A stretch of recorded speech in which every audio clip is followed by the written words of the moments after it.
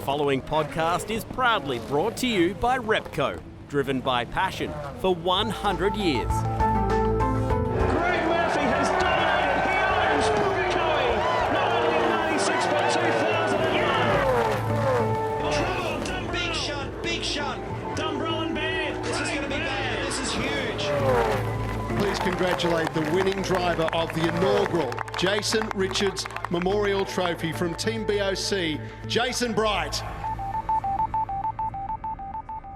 G'day everyone, I'm Chad Naylon and welcome to a very special edition of Repco Supercars Rewind, where today we're celebrating the history of one of the great venues on the tour, Pukekohe Park Raceway. A circuit with a fascinating history that's played host to the biggest names in world motorsport.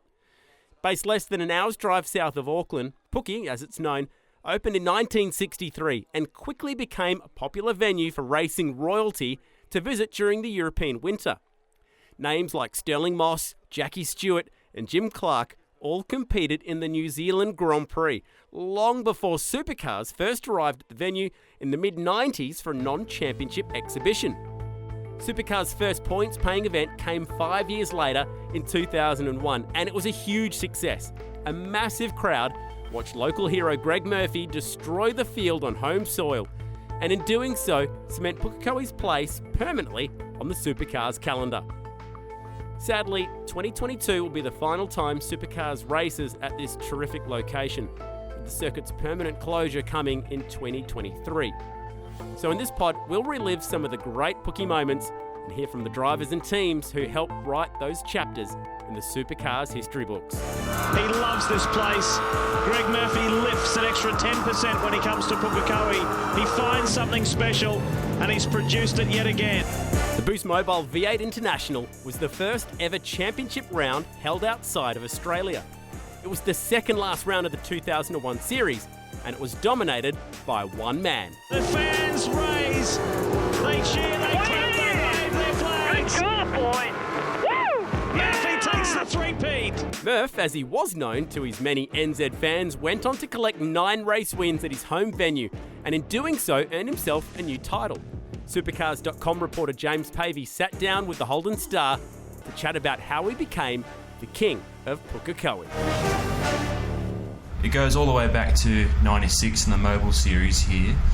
Pukekohe is a special place for a lot of people, but it's particularly special to you. So take me right back to the start. Yeah, there was probably a few other moments before 96 of varying degrees. I mean, I got to drive some other pretty cool cars here, and one that I'm racing this weekend, I drove 30 years ago this year in 1992, which is the very well known in New Zealand Peanut Slab Sarah Cosworth, and so I drove that December 92, which was part of back then the street, Wellington Street race, the Nissan Mobile Series as they called it back then. So it was a 2-round series, one race here and one 500k race here and 500k race at Wellington. And so, and then I drove self-driven single-seaters around here and lots of other cool cars over the years. But yeah, I mean, this it became, I think, even more significant, and I think how big supercars and Australian touring cars, how big they were, sort of really, I think, came home to roost in 96 when we did come over as 12 cars, a non-championship sort of series. And I think back to how quickly all that sort of was put together, and we did 3 races here, 3 20-minute races, and then off to Wellington the following weekend for the last time the Wellington Street Race existed. But I think coming up over the hill here back in 96 with just those 12 cars, and I was in the Holden Racing Team car after winning Bathurst that year, it was just the most incredible experience. I mean, Bathurst was nutty, completely crazy, but I think this rivaled that as far as the feeling and the vibe and just the buzz that I got from it, and incredibly fond memories, but very lucky to have had the chance to experience that. Fast forward 5 years, 2001, you were a 2-time Bathurst winner then. Jim Richards had achieved everything. Francis Vick won a title, but can you remember when it was announced that we'd have a championship round here and you'd be able to show your stuff proper to your fans? can't remember exactly. I mean, I remember when I found out about it was going to be part of the championship when we were coming out. I mean, the excitement around that and then the build up, because I was spending a reasonable amount of time backwards and forwards to New Zealand, when I was living in Australia, and it was just the hype that started to come at such an early time when it was announced. And then the build up to it, and how it was literally insane. Like the amount of interest and the focus on it, and the fans, that would come up and speak to you about, at various times, and in Australia as well, when Kiwi fans were over in Australia, and the build up and through 2000, when we knew it was all happening, and just I was blown away by just how much enthusiasm, which I should have, referenced back to 96 and knew it was going to be good, but it had built to another level by that stage. And, we're into the 2000s, and the sport was just on a growth. I mean, it was through such an incredible period to be a part of the sport. And we turn up here, and it was just nuts, absolutely nuts. I couldn't have envisaged it being any bigger. And then to be able to follow that up with success, I mean, that's the stuff dreams are made of. 3 in a row in 2001, the perfect start, but round wins in 2002, 2003, 2005. Bridie pinched one from you, but it's an incredible run, and you think of drivers who just click with the venue, but you're surprised that this place really just encapsulated how you wanted to drive a car. But also, did you feel you physically lifted in confidence here? I don't think you felt it. It was all subliminal, Listen, I had some good things going my way through those times, and that allowed me to actually have that success as well, but you take the good with the bad, and I had plenty of bad, so I was pretty happy to have some of the good stuff go my way here. But certainly the events, the 2 events where I won all 3 races was pretty amazing. But I mean, it was we came back in 2002. It was like after Bathurst 03, when you kept going back to Bathurst and people kept going, is your lap time going to get beaten? It was like 2002 won again. It was like, well, you're going to win again, and the expectation just kept coming after for a few years there that it's going to come back and win, and it sort of kept happening there for that first 3 years, and then 2004 it was almost a relief that Bridie won. It was I felt like the pressure was off, but then we come back a year later and the pressure was back on again. It was a bit surreal, really, to think that you could have that much success. I mean, it's my most successful racetrack, and it just happens to be here in New Zealand, and I carry Kiwi flag, so sometimes things were just supposed to be that way, but I don't know why. I really don't know why. But then it all turned, and I didn't have the strength that I had through that period, and we, for 2006, 7, 8, 6, 7. Wasn't it? We went to Hamilton in 2008. For 6, 7, I had no success at all. It was pretty miserable. So, all good things do come to an end. Which performance stands out more to you? 01 when it kicked off, or 05 when you could say the competition had raised another bar? No, I think 01 really was just so incredible, because it was the first round, and and I was obviously incredibly determined, like you are every time. But again, it's like starting Bathurst at the start of the day. You go, well, why should I win this race this day? There's another 25 or however many cars. I mean, there's just so many things that can go wrong to transpire against you. And so it's the same. It was the same here. It was like, why should I be able to have that? Such amazing day or weekend. Because there's so many things and so many reasons why it shouldn't happen. But when it all clicks, when the car's right, when you're right, team does an amazing job with pit stops, and it all comes together, why not? 05, the memory for me and a lot of people as well, was that horrible incident with Berto and Dumbrell. But once it was cleaned up, it was getting dark. Can you remember? Getting dark. Oh yeah. Crossing the line in near darkness, doing the parade lap in near darkness. on the podium in darkness, and obviously the photos, the flash just picks up your face. You're so happy. Is that one of the best wins of your career, being able to put all that aside and just get the job done? Yeah, I think, again, the atmosphere, just the mad atmosphere. It was dark, but everyone was still here. The fans were still here, and just afterwards, it's unique, right? It's a very unique environment at that, when we're racing in that light that's fading with, weather that had been, pretty average as well, and then, the whole red flag thing and stuff. It was just chaos, it was absolute chaos. So, coming out the other side of that, coming through that, all that chaos and being able to reap the benefits again was, they're all amazing. I mean, it's hard to break these things down and put them in order, because it's just you take every single bit of success when you can, because like it happened to me, it all comes to an end sooner or later. They say pressure's a privilege. Shane will have that this weekend. Andre will have that. Chris Pither, you've been through that. Scotty McLaughlin had that. Paul Radicic had that. Every guy who comes here, it's an important place. You feel like you lift, but did the pressure come from yourself mostly, from fans or family? You've actually got to be really selfish in the sport, right? Because at the end of the day, you're doing it for you. That's the only reason you're out there is primarily, first and foremost, it's for you. It's for nobody else, for nothing else. I mean, you might carry,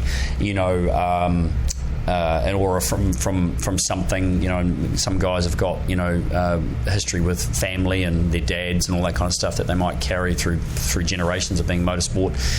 For me, first and foremost, it was just a selfish passion and a selfish need to be as best as you possibly could be, and then from that, after that, is the support that you do get and what it means to other people and the likes. But the pressure is put on by yourself, for yourself, and the need and the want and the desire to succeed. That's the way I look at it anyway. Everything else from that is a bonus potentially, but you definitely, when I came here to Pukekohe, there were so many people who were wishing you well. I mean, you definitely felt the support, right? But you were first and foremost doing it because that's what you wanted, and the success was all about how you felt. And then after it, if it does happen, it's to share it with other people. But pressure is an interesting thing. It comes in all different forms, and depending on where you are in your career too, and what power and strength you have in the sport at the time, and clearly for a period there I had quite a lot of strength in the sport, or power in the sport, to be able to pick and choose, and you were a commodity that was actually wanted at the time. But again, those things do change, so it's about making the most of it when it does happen, and hopefully not look back and have too many regrets. It seems an understatement now, but we'll miss this place. Without question, we will miss it. There'll be a lot of people, and it's not just the drivers and the teams and stuff. I mean, it's the fans, because there'll be fans sitting in the grandstand this weekend, generations that have come through, and we've heard great stories from the younger drivers and the Kiwi drivers about how they sat on the grandstand and watched supercars and stuff over the years. And I mean, and that sort of sends a tingle down my spine. And there'll be so many fans that haven't had the chance to ever be involved in the sport, but have got the stories of generations of family that have sat in those grandstands and watched racing over decades, and those memories and things are amazing. And I can only imagine some of the stories that people have got, and that's the stuff that we'll never lose. But unfortunately, whatever generation you're in at the moment, you're going to be the last one that gets to experience it. We'll hear from Murph again on the next episode of Repco Supercars Rewind in the lead up to this year's Repco Bathurst 1000, where he'll be competing as a wildcard entry. Up next, we turn our attention to the scariest moment in the 21 years of racing at Pukekohe, and hear from the man who is right in the middle of the chaos. That's after these short messages. Stick with us. There's a lot of history hidden at Repco, so listen up, because this ad will be gone in 30 seconds.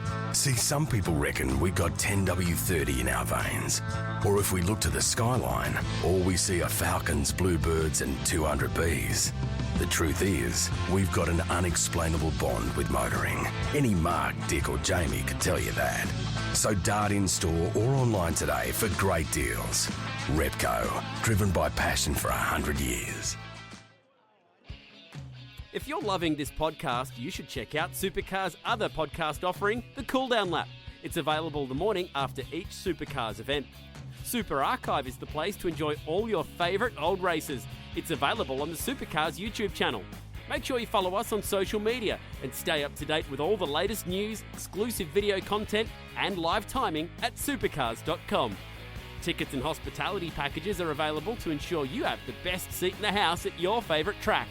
And if you're an overseas fan of supercars, a SuperView subscription is a must for live, uninterrupted supercars action. Now, let's get back to the pod. Raindrops starting to get heavy now. Oh, look at that, a big moment for Ellery. Almost spills it wide with oversteer, gets into the dirt. Oh, and so too Whincup. They're all getting trapped by the lack of grip. Trouble, big shunt. Dumbrell and Baird. This is going to be bad, this is huge. Lost the back off the Craig Baird car. This will be a safety car if red flag. The race will be stopped. Terrible situation. It's a crash that will long be remembered as one of the scariest in supercars history. The vision of Craig Baird firing backwards into the wooden fence and destroying everything in his path was harrowing. Incredibly, both he and Paul Dumbrell emerged unscathed. Back in NZ to preside over the on-track action as the driving standards advisor for supercars, Craig Baird recounted his story to Repco Supercars Rewind. Bairdo, it's a special place, it's a special history, it's a special track, but what does it mean to you? Well, for me, it was my first car race ever. I'd done years in go-karts and then turned 15 and got dropped onto a race car, and this is the place it happened. So I basically shit my pants at the age of 15 at Pukekohe. It was, as I say, it was just a massive step up from go-karts, and in that era, 15-year-old kids didn't race cars. You know, they were all men, and we rocked up, and my dad and I and a couple of mates, and rocked up with a Formula Ford, and people looked like we were crazy. He goes, well, you know, what's this baby doing racing a Formula Ford? That's basically how it all started. It's pretty humbling to see one of your old cars here in the paddock, and Kenny Smith's driving it as well, so it must be pretty special to see Pukekohe honour its history like this. Yeah, absolutely. That's the Formula Ford. It wasn't the first one I raced, but it's the one I won the championship in. I won races here in it. And, you know, there's no bigger legend of motorsport around these parts than Kenny Smith. He was here for the first one in '63, and he wants to be driving, you know, I'm not exactly sure of his age, I think he might be 80, and he's banging around a single-seater. I wouldn't do that myself. Pukekohe's hosted the Grand Prix, I think, 29 times, and you were fortunate enough to win it a few times, but here at Pukekohe there must have been a pretty special one. Yeah, well, that was my first New Zealand Grand Prix, so that's the thing. If you grow up in New Zealand, that's the big race. That's the grand final for us. So to win the Grand Prix, yeah, it's a special thing anyway, but more so at Pukekohe than when I won it at places like Manfield, because the Jim Clarks and the Graham Hills and the Bruce McLarens, they raced here for that same trophy, so it meant a little bit more. Fast forward to when supercars first came here in 1996, and then 2001 was the first official points round. You made your supercars debut here in 2002. What are your recollections of that weekend? Look, it was just always good to come home. I'd spent so many years in sort of England and America and then to Australia, and I only started in supercars really in 2000, so it was a nice opportunity to get, because I lost my drive with Stone Brothers in 2000, kind of got benched and then got back in with Rod Nash and Team Brock, so it was special to be able to come home and race in what now is the biggest race that New Zealand has, is the supercar round. So it was nice to be able to join all the other boys on the grid. The local boys lift when they come home. Was that the same for you when you first rolled out here in 2002? I think anyone does. When you're playing in your own sandpit, you know it better than anyone else. You have confidence. Everyone knows. You know, like for Murph, he was just floating on a cloud the whole time he was out there. You know, he was with a good team, and you got to have a complete package. You can't just put the thing on your back and carry it round. But you know, he certainly, when he raced here, he was competitive in Australia, but he was almost unbeatable when he came home. and seeing how the crowd would react over the hill at the back here. It's pretty unique to this circuit, but unique to our sport as well. There are a lot of enclosed grandstands and things, and every track is different, but it's a natural amphitheatre. It must have been insane to roll up on the grid and just hear everyone cheering your name. Yeah, absolutely. It is one of those places. It gets a little lonely on the back straight because there's not really any crowd on that side, but when you come across to the front straight over the hill, which is one of the ballsiest corners that we've ever raced on, there's no room for error. You got concrete walls and stuff both sides. In some ways it's almost got worse with safety because it's become a concrete canyon. It's a street track through there, where when I first started there was probably a bit more grassy style runoff, a bit of wriggle room on the outside. And same thing, because we didn't have the pit entry there was more runoff, and so it just felt a little bit more open when I first started racing here to what it is today. But it's probably safer, but the wriggle room's less. When you have the crash, you go with the concrete, you're not straight into it, but things are there for a reason, but it's a different field today than when I first started. And speaking of the crash, obviously 05 was quite a pivotal moment in your full-time career, and with regards to that incident itself, it was quite interesting to see how the track has evolved from there as well, because you got the old horse racing fence, you got all the hedging and stuff as well. But in your words and in your memory, Whincup fires off, the dust is there, you're trying to avoid him, and then what's your recollection of what happened next? We change over the years. I was pretty pissed at Dumbrell at the time because I was always a driver that felt I had a duty of care. Jamie was having a big moment. It just started to drizzle. We were on slicks, so that outside was actually still dry as far as very dusty. So I saw him have the big slide in front of me, so he disappeared into a cloud of dust, and I knew you'd have to come back on. So I moved right, which, Dumbrell blames me for moving right, but I sort of moved right and gave the benefit of the doubt to Jamie. I didn't want to sort of tag him and make him have the big accident. So instead I was doing the right thing by Jamie, and I got tagged and had the big accident. But it sort of opened a few people's eyes, because you're not really expecting to be backwards that late, because Dumbrell came down the grass on the inside, and admittedly I sort of half-pie put him there, but I'm avoiding something. So he tried to take two positions where he should have backed out of it, in my opinion. We differed on that for years, but we're still mates. And he just accidentally, when he got on the grass, it accidentally just bumped the fence, and that's what bumped him back onto the track. So then he got me, turned me backwards, but you weren't really expected to be backwards at the pit exit. If you're going to be backwards, it's up over the top of the hill. So there was no real safety barriers or anything down there. Luckily, there was quite a 2-foot dirt bank to the racetrack. It was to the horse race track, so that was raised, but I hit that, which was obviously very unforgiving, but it was a better option because I was in a WPS car. Craig Gore I was driving for, and he had hired a helicopter and parked it right where I hit the fence.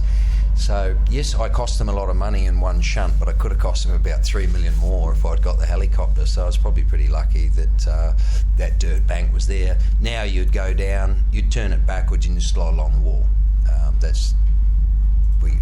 I suppose we used to wear leather helmets too. So just things evolve, and we look at things and make them safer.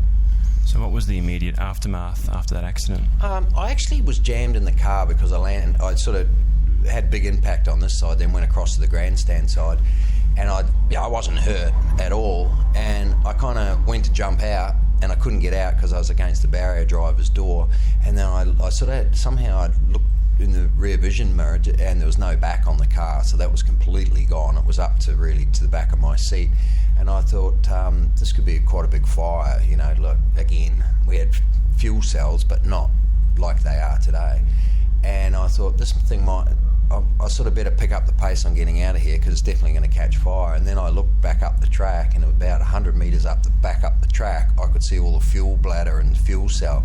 So that stopped the panic, really, because I knew if it was going to be a fire, it was only going to be a small one. So I sort of took my time and jumped out the passenger's door, slammed it, and thought, well, that was the end of that. I think I jumped out and had to go and race a Porsche from memory. And then you look back, it's right in front of that second grandstand, isn't it? So there's a lot of people seeing that unfold, but what was the immediate reaction when you got back to the pits? Obviously the race was red flag, but I think for you guys and for the Kiwis, Murph went on to win in near darkness.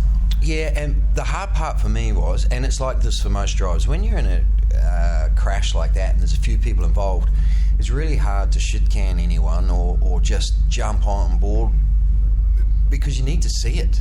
You actually need to see it to see how it unfolded, because I felt I didn't do anything wrong. I'm like, here's me avoiding Jamie. Like, if I had just kept it flat, I would have hit Jamie and he would have had the big shunt. So I've always been a driver where, I've been hard but fair. If someone's having a moment, that doesn't give me an out to finish them off. It's, they're my mates. They're they're the guys you race with week in and week out. You give a little bit, you take a little bit, but there's the biggest thing, and it plays out in my role today. I look at guys and go, hey, we've all got a duty of care. We love motor racing. We all want to be the big balls. I'm the tough guy and everything else, but we've all got mums, dads, kids, wives, girlfriends. So yeah, it's important to get results. But for me, guys, you got to get home too. It's there's a lot of stuff goes on in our life, and racing's just a very small part of that. What was your reaction when you first heard that April 2023 this place would cease motorsport operations? I just thought it was bullshit, to be honest. I've heard that for so many years and so many different tracks, and we hear it, it's closing, it's closing, it's closing. But I think reality sunk in that, land values around this area, like the rest of the world, anywhere we go now, land value is so high to justify such a large area, I suppose, with such high value land, i.e. Sandown, Pukekohe. If you own it, you got to go. If you're not a motor racing guy and you own this place, is there a better way to make money? Is there better options? So I guess we've got to take that on board. I hope they leave the track here. Because I know, even from my old go-kart tracks where I started, it's nice to grab my dad and go back and actually have a look at some of those old tracks, even if they're run down. There's a building out the back, which I'm going to go over to later today, which I used to do all my sign-on and everything, and, there was autographs, Jim Clark and these guys on the wall in there, and it's a very old, it's almost like ticketing booths underneath, but they used the underneath sort of part for scrutineering. Go up into that building, and if it's open, you should do the same, because that's where those guys all sat around and had a cigarette and a beer after the race. And that's real, those guys passed away in our sport. And okay, I'm 52 now, so you get a little bit more into those things. But I don't want it pulled down, There's a very old building that's had some very cool people and some very cool things. All the photos. If you look at a photo, if someone puts up on Jim Richards' website, Facebook page, Jim's leaning on his car in that building. So you'll see it. It's like a Pukekohe thing, and it's got a building that sits up on top of it. So that was the scrutineering bay underneath. So all of those photos from the 60s, 70s, 80s, whatever, we're all on that side, all in there, all sitting around having a beer or getting ready for the day. How would you sum up Pukekohe in one word? Bravery. Yeah, it's just one place. You can't go quick here without hanging them out the door. The Jason Richards Memorial Trophy, awarded to the highest weekend point scorer, was introduced in 2013 after the Supercars Hall of Fame member sadly lost his battle with cancer 2 years prior. It quickly became a prestigious award to honour, particularly for fellow Kiwi drivers such as Shane van Gisbergen and Scott McLaughlin, both former winners in recent years. But it was that first year in 2013 that emotions ran at their highest, when Jason Bright took the trophy home to JR's former team, BJR, a moment that team boss Brad Jones will forever look upon fondly. A couple of years ago, he and the entire V8 community farewelled one of the great guys, Jason Richards. Well, today the tears will flow. They're on their feet because sometimes it is about so much more than winning. Excellent work, P1. Very proud, mate. We really wanted to come and win this. This means as much to me as a Bathurst Trophy, and you, of all people, know what that means to me. So I can't wait to get it home. It's really, really important to us, and it helps, keep Jay's memory alive, and that's what's really important today. When can you remember when you first met JR? I met JR when he was driving the Team Kiwi car. And he always struck me as a blindingly fast driver, but a little undisciplined. And but that was the first time he came to my notice. I think he did a little bit of super touring car stuff before that, but it was when he was with Team Kiwi that he popped up on my radar. Bringing him across from, was it Tasman Motorsport, I believe? Was he one you really wanted to get involved with the team? It happened through Simon McNamara. So they were looking for somewhere to put Jason. Tasman was being closed down and sold off, and they were looking for a good ride to help Jason into, and at that point in time we needed a fast guy, and so we met in Melbourne at a pub and just worked through it and shook hands by the time we were ready to leave. So we spent probably 3 hours talking about it and sorted the deal out really quickly.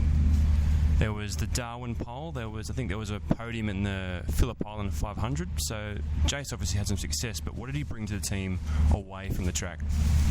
It's a very complex question, even though it seems simple. Jason was very easygoing. Probably could have done with a little bit more discipline, but blindingly fast. And so what I felt like we could help him with is discipline. But he was a great team player. He worked well with the people on his car.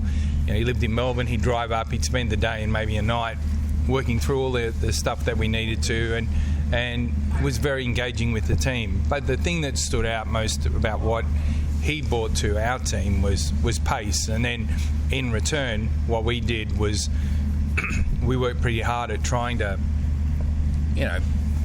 discipline's probably a harsh word, but put that little bit of control, help him get control over his pace.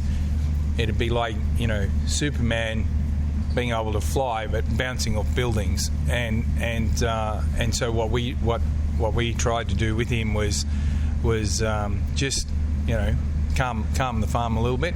A good example would be when he was at Sandown. He was dicing with Scaife for the win, and he fired off on the last lap. For me, it's great to win the race, but there's no shame in coming second, and so it's risk versus reward. Sometimes you need to risk everything to win, but not every time. And so he, and we worked at that pretty hard, to be honest. He's very open and approachable, and he understood what I wanted, and I felt like I could help him a lot. Bridie took over the 8 in 2011. There was that win in Perth, which was the team's first win, but it's the victory at Winton that stands out for me, because obviously you got JR onto the podium. Was that your decision to put him on the podium? I can't remember back that far, to be honest. I mean, it was, Jason still came to the races when he couldn't drive the car. So to paint the picture a little clearer, we were on the up and we're getting faster and faster. Two really good drivers, a good working relationship with Walkinshaw, who supplied all our stuff, and we were working our way into a position where we were outright contenders. And so Winton, first off Perth, we had that win, and then, but we were going to win more. I felt like that was a bit of a watershed, and then to have JR with us and to be able to have him on that podium meant such a lot, because we'd gone through the journey with him when he, the year before he'd been sick for 6 months and didn't really know it, and then then going to Dr. Carlin, finding out what was really wrong, and then the battle started for him against cancer, and we were with him for the ride, and he came to as many races as he could. And when you consider how sick he was, it was amazing that he could come along, but racing was in his blood. And the funny thing about Jason and how sick he got, and he tried every single thing he could to beat this, and it took a year. He knew he had it, but I felt like being sick and getting, having to go through the hoops with the medical stuff really helped him grow as a human, and it's just such a pity that he couldn't come back and race our cars and beat the cancer, because I felt that he'd got himself to a position mentally where he could win championships. So it was, I honestly, he had more important things to sort out than racing cars, but his growth through the sickness was just like his racing. He knew everything about it, and he could have a sensible conversation about the cancer he had with a doctor that had been to university and studied the disease for a long time. He could talk about it like he was an engineer of a car, and at the same level as a doctor. Amazing guy. Fast forward to 2013, they announced the JR Memorial Trophy. Was the determination just lifted a notch? Obviously everyone was here for the first time after a while, but you guys had extra motivation, would you say? Oh, 100%. And just talking about it's making me feel emotional. So to come here, a lot of pressure, and we were, we really wanted to take that trophy home, and we started off fast, but then it got tougher as the weekend went on, and Bridie drove out of his skin. Just a great job. Just sensational stuff, and everyone was in tears. It was an emotional moment in time. The race, looking back, Bridie had to fight with Jamie, but overhauled Jamie, but Bridie pulled away. It was a performance befitting of that occasion, but it was a performance that indicated to a lot of people Bridie more than had what it takes. It was such a good drive. Yeah, it was. And he was a great driver, but this particular weekend, it meant so much to him as well, and they had such a good relationship that he was going to win that race. And I think back, that's a very clear memory of what he did that weekend, and it was just, it was sensational. Not many people could do that to Jamie Whincup, but Jason did. And then Then Bridie got on the podium, and the old light didn't last too long. No, and he's not a real emotional guy, but he was just like the rest of us. And I think if you asked him, that would be one of his greatest successes, winning that trophy. It's hard to explain, just because we were so connected to Jason Richards that it just meant so much to us. And even today, we still run a JR Star in every car. And it means a lot to us. And I'm determined not to let his memory fade. It certainly doesn't at BJR. When you talk about memory, it's lived physically through Andre, another Kiwi in the car. So what would it mean to you to race at the front, but also get a podium for JR and for the team, and obviously for Pukekohe, it's the last race here? Well, all those reasons are good reasons why we would like to take that trophy home with us. But you have to be pretty realistic, and Shane is driving out of his skin at the moment. So beating him is going to be pretty hard. We're having a great year with Andre, considering we've got a new driver and a different engineer on that car. We're a little bit up and down, and the accident at Talon Bend hasn't helped that. But we had been on a run. And I felt like even at Sandown, where we didn't qualify well, we raced fast. So if we can get qualifying done here, I'm expecting Andre to be in that top 5 battle, and wouldn't it be great if he could win the trophy? So fingers crossed. We're going to be doing the best we can, that's for sure. Thanks for listening to Repco Supercars Rewind. Repco, driven by passion for 100 years. And a big thank you to our guests, Greg Murphy, Craig Baird and Brad Jones, as well as James Pavey for the interviews. Drivers still compete for the coveted Jason Richards Memorial Trophy, as it remains one of the most prestigious trophies in the sport. That's all for today, but we'd love for you to subscribe and share this pod so we can spread stories just like these ones to many fans across the sport that we all love. And remember to keep an ear out for the Supercars post-event podcast, The Cooldown Lap. It's available first thing on a Monday morning after each event. Catch you next time.